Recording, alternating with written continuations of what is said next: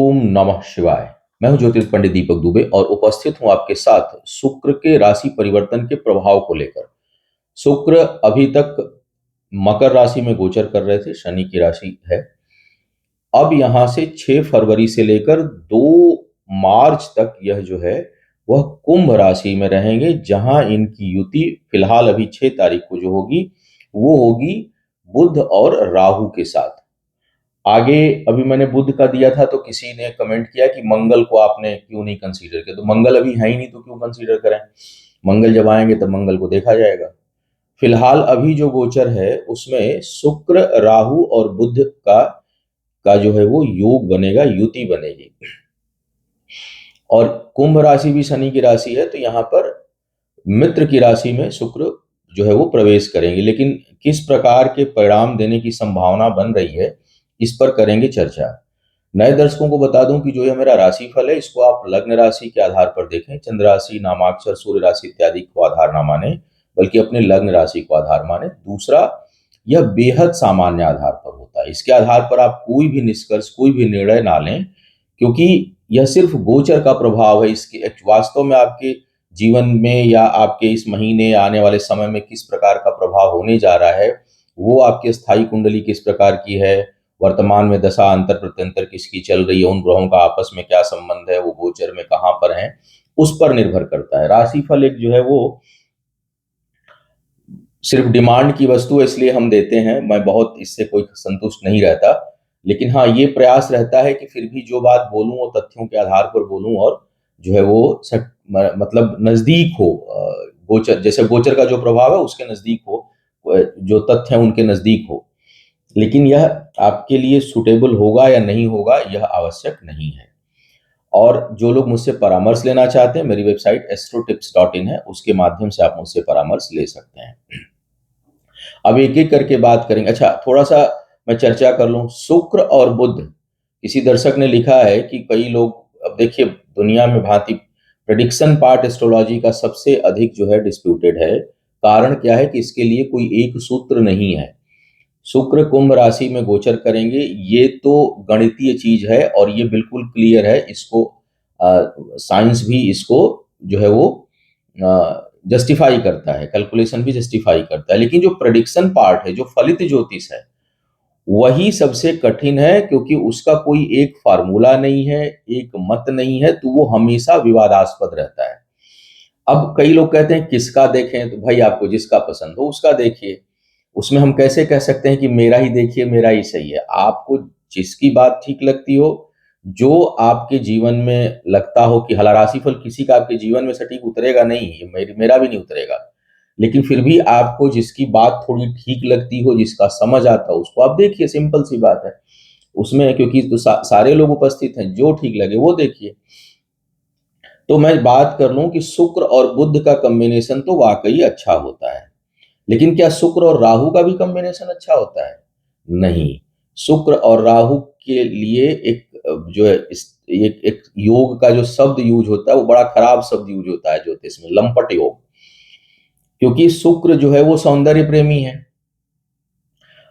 वो प्रकृति और विशेष करके दूसरे धर्मों में भी वीनस को जो है वो प्रेम का प्रतीक माना गया है, हमारे धर्म में भी माना गया है। तो यह काम देवता के भी प्रतीक हैं, स्त्री पुरुष संबंधों के प्रतीक हैं। तो यह प्रेम के प्रतीक तो शुक्र हो गए। अब शुभ है तो शुभता बढ़ाएंगे। राहु जो है वो बेचैन कर देता है, वो अच्छे बुरे के ज्ञान को खत्म कर देता है। तो फिर व्यक्ति लालायित रहता है। वो प्रेम की जगह जो है, लव की जगह जो है वो लस्ट में कन्वर्ट हो जाता है, जिसको वासना कहते हैं। मतलब अब वो उसका दूषित रूप हो जाता है। प्रेम बहुत खूबसूरत रूप है स्त्री पुरुष संबंधों का, और वो स्वाभाविक है, नैसर्गिक है।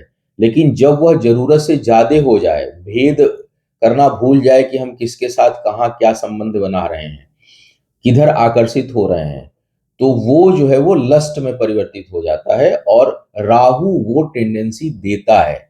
इसीलिए लंपट शब्द में है कि कहीं भी किसी से के साथ जुड़ जाएंगे, कहीं संबंध बना लेंगे, कोई भेदभाव नहीं रखेंगे, ऊंच नीच, धर्म, जाति, उम्र, रिश्ता ऐसा, तो इस तरह का अब सबके अंदर हो ये आवश्यक नहीं, क्योंकि लग्नेश अगर बलवान होगा और हर हर कहीं भी योग हो, यही यही प्रवृत्ति हो, ये भी आवश्यक नहीं है, क्योंकि मैं हमेशा बोलता हूँ कि ज्योतिष में कोई एक सूत्र जो है वो लागू नहीं होता। तो ये वहीं देगा जहां से ये चीजें प्रभावित होती हैं, जिन भावों से। उसके बावजूद अगर किसी के लग्न में पंचम पर शुभ ग्रहों का बहुत अच्छा प्रभाव है, तो ये प्रभाव कम हो जाता है। तो ज्योतिष में ये सिर्फ कह देना किसी कुंडली देख करके कि शुक्र और राहु एक साथ हैं तो ये व्यक्ति ऐसा ही होगा, ये भी गलत है। यही कारण है कि हम हमारी साइट पर मैं तीन चीजों पे मैं प्रेडिक्शन नहीं करता। एक कैरेक्टर, एक एक बच्चों का जो गर्भावस्था जो शिशु है उनका सेक्स डिटर्मिनेशन बिल्कुल मना है, लीगल भी है, और दूसरा डेथ। कई बार लोग पूछते हैं मेरा लाइफ स्पैन क्या है। भैया प्रभु शिव जी का अधिकार है जीवन और मृत्यु पर, मेरा कोई प्रेडिक्शन मैं नहीं कर सकता।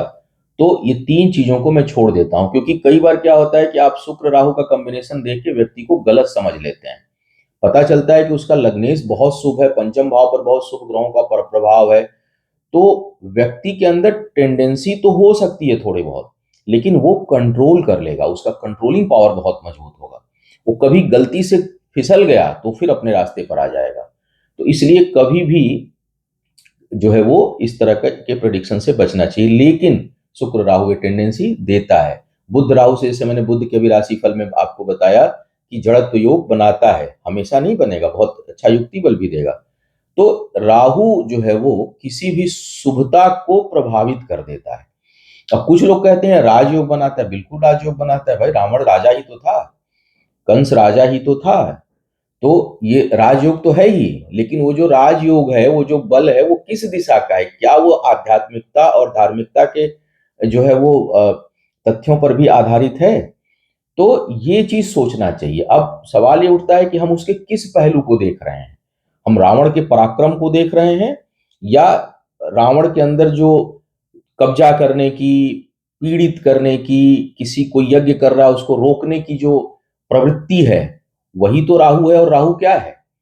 आपके ज्ञान और भ्रम को, ज्ञान बृहस्पति के कारण होगा, लेकिन राहु हो जाएगा गुरु चांडाल दोष बन जाएगा, प्रवृत्ति बदल जाएगी। आज ही किसी की कुंडली देख रहे थे, पता चला कि भाई भारतीय बच्चा है और वो दूसरे धर्म में इंटरेस्टेड हो रहा हो। जैसे ही वो बात हो रही थी तो मेरा ध्यान, मतलब वो बोल रहे थे और हमारा ध्यान बृहस्पति पे जा रहा था कि है कहाँ, तो पता चला कि जो है वो वक्री होकर के बैठे हुए हैं। तो जब इस तरह की स्थितियां आएंगी तो जो है वो विरोधाभास उत्पन्न होता है। तो इसका जो सारांश है वो ये है कि किसी योग के ऊपर जो है वो कोई ये अधिकृत बात नहीं कही जाए कि ये होगा ही। वैसे भी ज्योतिष संभावनाओं का शास्त्र है, दिशा बताता है। व्यक्ति अपने कर्म से, अपनी सोच से और अन्य ग्रहों के प्रभाव से जो उसके अंदर ऊर्जा होगी, उस हिसाब से वो रिएक्ट करेगा सेम कंडीशन में। चलिए अब आइए, बहुत बात हो गई ज्ञान की।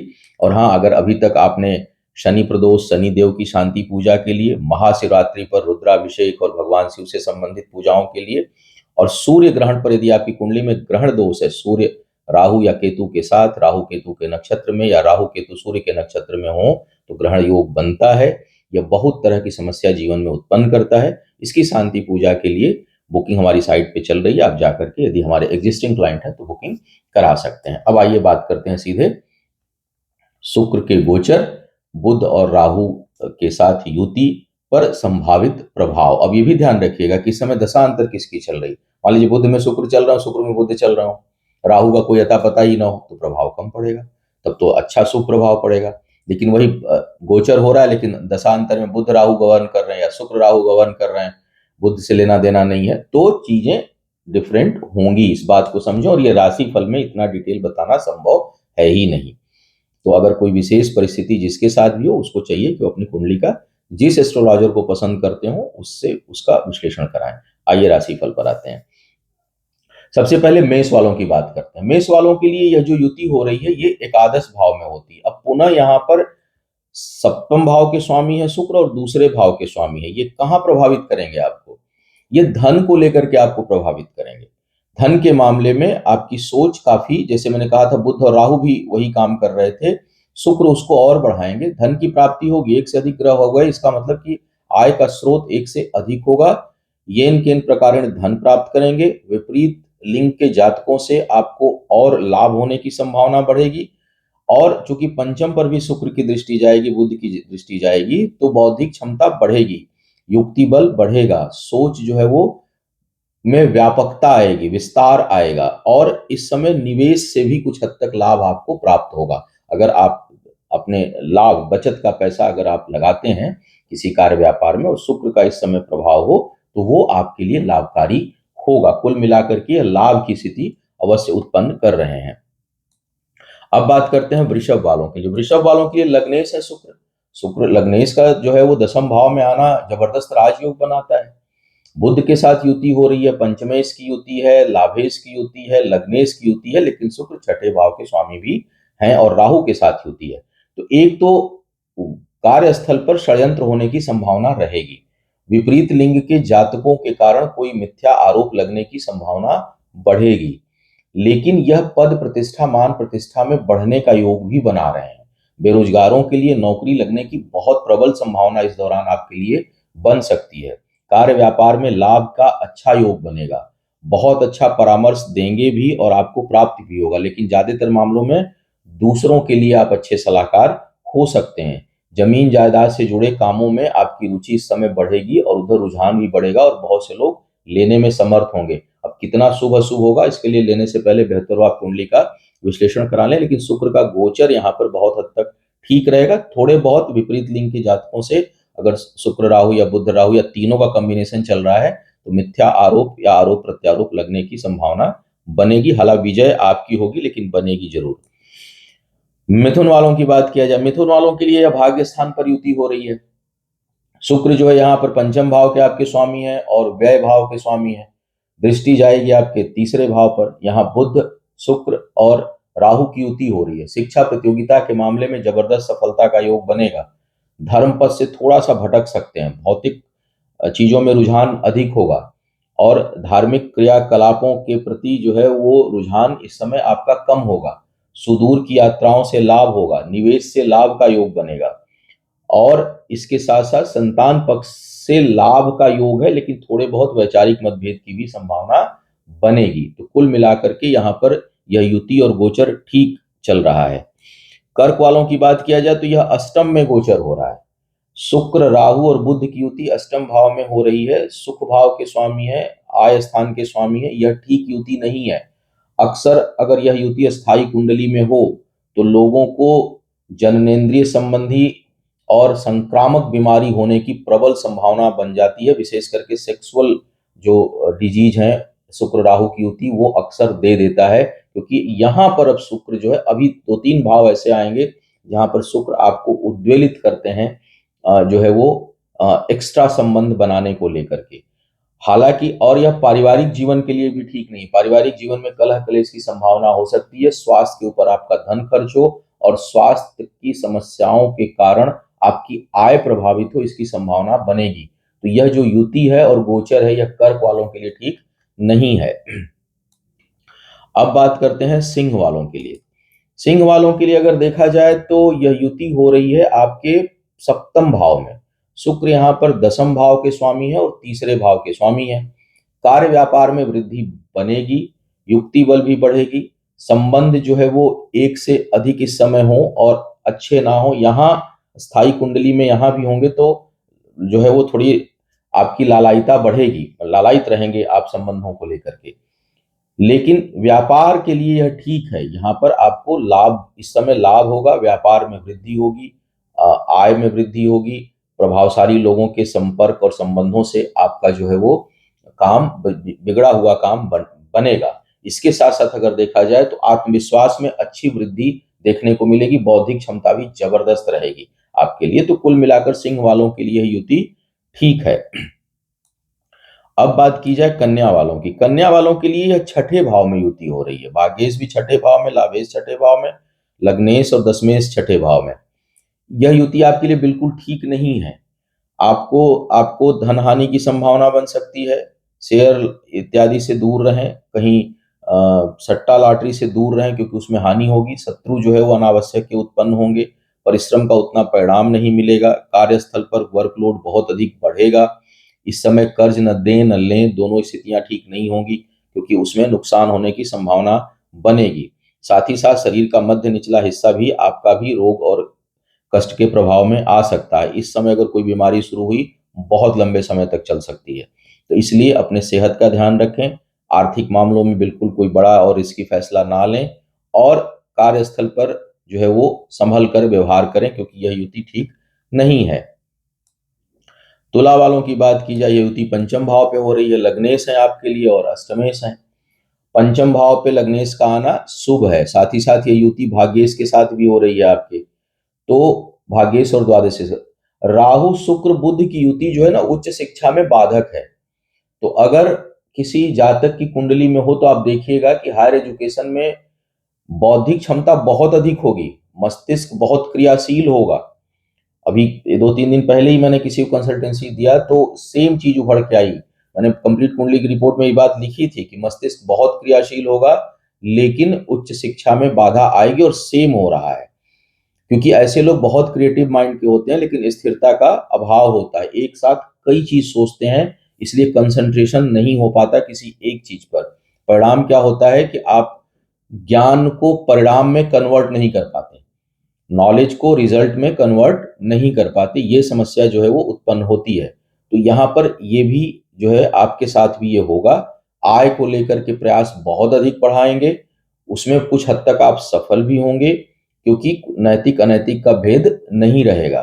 तो कुल मिलाकर के यहाँ पर यह गोचर जो है ये बौद्धिक क्षमता की और क्रियाशीलता को तो बढ़ाएगा, क्रिएटिविटी को खूब बढ़ाएगा, लेकिन अगर शिक्षा प्रतियोगिता कोई है तो वहां बाधाओं के साथ जो है सफलता मिलने का योग बनेगा या संघर्ष बहुत करना पड़ेगा या कंसंट्रेशन लेवल आपको काफी बढ़ाना पड़ेगा, नहीं तो मन जो है वो बहुत विचलित रहता है। वृश्चिक वालों की बात किया जाए, वृश्चिक वालों के लिए जो है व्यय भाव के स्वामी है, सप्तम के स्वामी है, शुक्र राहु बुध की युति हो रही है आपके चतुर्थ भाव में। माता के सुख के लिए बहुत अच्छा नहीं है, सुख सुविधाओं के ऊपर आप बहुत धन खर्च करेंगे। इस समय लालायित तो रहेंगे सुख की प्राप्ति के लिए लेकिन उसमें लगातार असंतुष्टि का बोध रहेगा। जैसे आप कोई सपोज करिए कोई बहुत अच्छा फोन खरीदना चाह रहे थे, इस समय खरीद लेंगे लेकिन जब घर लेके आएंगे तो अरे यार ये नहीं लेना चाहिए था, ये लेना चाहिए था। ये इस भाव से आप पीड़ित रहेंगे इस समय और वो थोड़ा ज्यादा होगी, कई बार सामान्य बहुत लोगों के अंदर हो जाता है लेकिन आपके अंदर वो चीज ज्यादा होगी। तो एक तो और इस समय जमीन जायदाद खरीदने का भी अच्छा योग बनेगा आपके लिए, लेकिन राहु की युति है तो देख लीजिएगा कहीं अंतर प्रत्यंतर या सूक्ष्म दशा में राहु तो नहीं टकरा रहे हैं, अन्यथा यह जो है उलझा देगा आपको। तो राहु को बचाकर, राहु काल को बचाकर अगर जमीन जायदाद लेते हैं, भूमि इत्यादि लेते हैं, वाहन इत्यादि लेते हैं, क्योंकि उसके लिए बड़ा अच्छा योग यहाँ पर शुक्र बना रहे हैं, तो वो आपके लिए लाभकारी हो। कर्ज लेने लेकर के काम करने से बचिएगा क्योंकि वो फिर दिक्कत करेगा। माता के स्वास्थ्य से संबंधी समस्या और आपके हृदय के आसपास जो है वो समस्या उत्पन्न हो सकती है, उसका ध्यान रखना है। धनु वालों के लिए यह युति हो रही है तीसरे भाव में, शुक्र राहु और बुध की। अब यहां पर जो है यह आपके अपने करीबी लोगों के रिश्तों में मानसिक उलझन उत्पन्न कर सकते हैं, वहां आपको सावधान रहना होगा। हो सकता है कि आपको धन की आवश्यकता पड़े और उसमें कोई करीबी आपका मदद करे, इस तरह का योग बन सकता है। व्यक्तिगत जीवन में थोड़ा बहुत मानसिक उलझन उत्पन्न होगा। आपका पराक्रम और बौद्धिक क्षमता बहुत अधिक होगी, इसलिए किसी भी वाद विवाद में शारीरिक बल की अपेक्षा और मौखिक बल की अपेक्षा, धन बल की अपेक्षा आप बुद्धि बल का बहुत प्रयोग करेंगे और उसमें सफल भी होंगे। तो कुल मिलाकर यहाँ पे कोई बहुत खराब परिणाम धनु वालों के लिए यह युति नहीं दे रही है। मकर वालों के लिए दूसरे भाव में युति हो रही है, भाग्येश है, दशमेश है, पंचमेश है और दसम भाव के स्वामी, भाग्य स्थान के स्वामी, पंचम भाव के स्वामी और छठे भाव के स्वामी। तो कुल मिलाकर यहाँ पर यह है कि लाभ तो होगा, हालांकि बचत भी प्रभावित होगी। कर्ज किसी को देंगे तो वो जल्दी वापस नहीं मिलेगा, ये तो उससे आपको बचना है, लेकिन लाभ तो होगा। लाभ के लिए बहुत अच्छा है, बड़ों का सहयोग मिलेगा, तर्क शक्ति अद्भुत रहेगी, क्रियाशीलता अद्भुत रहेगी। दूसरे भाव में अगर यह तीनों योग बन रहा है और बुध और शुक्र मजबूत अंशों में जन्म कुंडली में किसी के हों, तो उसके अंदर जो है क्रिएटिविटी जबरदस्त देखी जा सकती है। और बहुत अच्छे से, मतलब उसके काम में कमी निकालना मुश्किल हो जाएगा, क्योंकि वो कमियां खुद निकाल लेगा, और कमी निकाल करके कोई चीज प्रोडक्ट डिलीवर करेगा। तो ऐसे लोग, बहुत क्रिएटिविटी बहुत अच्छी होगी, तर्क शक्ति बहुत अच्छी होगी, वाणी भी अच्छी होती है। बस यही है कि जब कभी गुस्सा आएगा तो जितनी जितनी शुभता है वाणी में, वो सब बिगड़ बिगड़ जाएगी एक ही बार में, ये दिक्कत रहती है। तो कुल मिलाकर के शिक्षा प्रतियोगिता में भी सफलता का योग मिलेगा।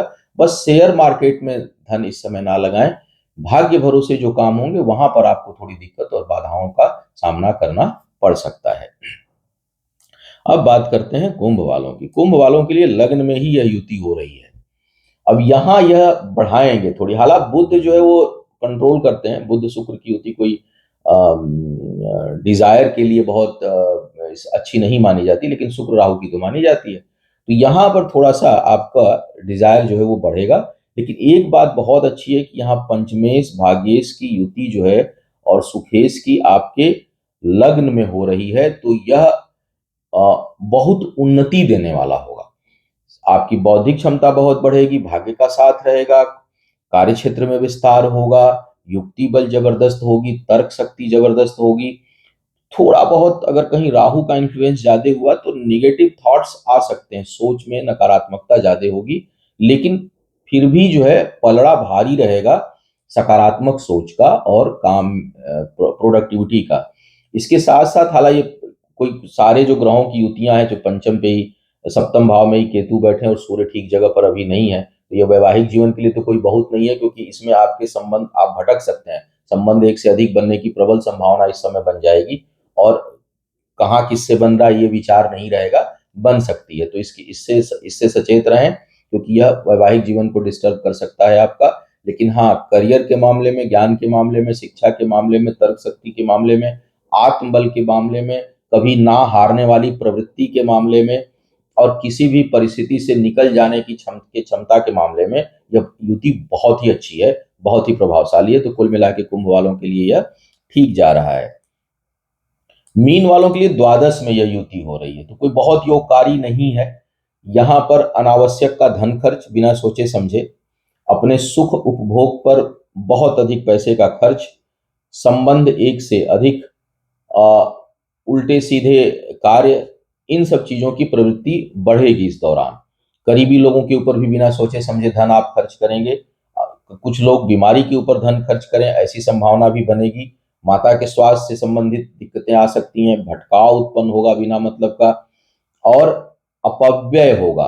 तो कुल मिलाकर के शुक्र बुध और राहु की युति या गोचर जो है द्वादश भाव में, यह अच्छा नहीं है। यह आपको चारों तरफ आपके जीवन में भटकाव दे सकता है। अगर इनकी दशा अंतर्दशा हुई तो विशेष सावधानी आप रखिएगा। और भटकाव से कोई भी, अगर अगर आपका दिमाग काम करे और मेरा राशिफल सुन रहे हो, मीन लग्न हो आपकी, तो और भटकाव जैसी स्थिति उत्पन्न हो रही हो, तो प्लीज कुछ समय तक अपने को कंट्रोल करिएगा, अन्यथा यह लंबे समय तक आपको रास्तों से भटका सकता है। वो जीवन का कोई भी क्षेत्र हो, चाहे शिक्षा हो, चाहे संबंध हो, चाहे विवाह हो, चाहे करियर हो, हर मामले में यह आपको डिस्टर्ब कर सकता है। तो इस पर आप थोड़ा सा विचार करिएगा, यह युति और गोचर आपके लिए बहुत अच्छा नहीं है। तो यह था शुक्र के गोचर का संभावित प्रभाव सभी लग्न राशियों के लिए। उम्मीद है आपको मार्गदर्शन मिला होगा। आपका आने वाला समय शुभ हो, आयु आरोग्य और ऐश्वर्य की वृद्धि हो, इन्हीं शुभकामनाओं के साथ आपसे विदा लूंगा। पुनः मुलाकात होगी किसी नए विषय पर, तब तक के लिए मुझे आज्ञा दीजिए। ओम नमः शिवाय।